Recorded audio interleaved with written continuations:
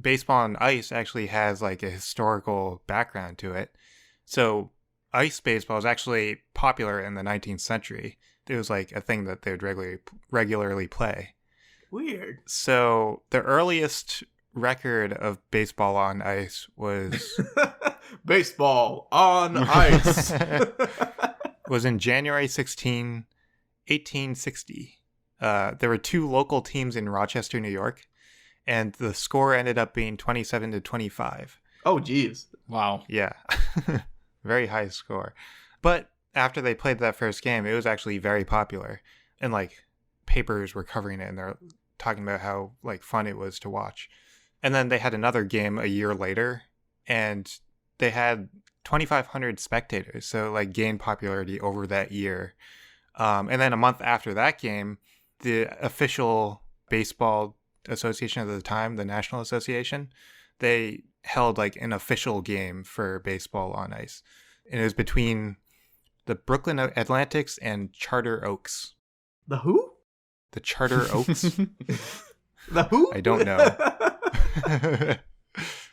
And the Brooklyn Atlantics won 36-27.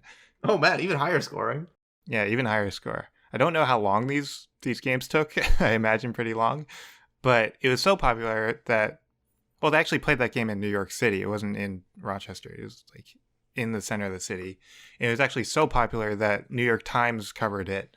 And they said that, or they described it as lively and exciting. So I guess people liked it. Baseball on ice, lively and exciting, says the New York Times. And they actually noted that the players didn't really have that much trouble on the skates, as much trouble as they expected. Obviously, it was a little more difficult, but the players could deal with it. And there is actually footage of women playing baseball on ice in Toronto as late as 1924. So it lasted for a while, and eventually it did die out because obviously we don't really do it right now anymore. But the thing is, like, the sport that they play, the rules really didn't change that much from what just normal baseball is. So they used the older version of baseball rules, which is like, so they didn't have gloves and they were only allowed to do underhand pitches. But pretty much everything else was the same. The only difference that I could find was that they were allowed to overrun the bases. So like, because obviously it's hard to stop on skates. My first mental image of it was someone like running towards first and like hitting first and then trying to turn and just not. Like their body turns 9 degrees, but their momentum does not change. I mean, I guess they tried it out for a while and there were like injuries and stuff. So eventually they're just like, no, you can just go past the base as long as you turn right instead of left towards the other base. Yeah, which is how it works always with first base in baseball. Right. So they just and that's extended actually, that. Yeah.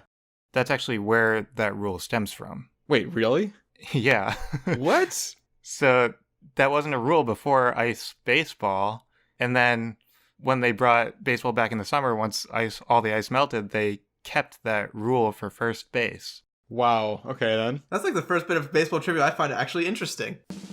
That was a clip from Absurd Hypotheticals, the podcast where we answer dumb hypothetical questions. For the full episode, click on the link in the description.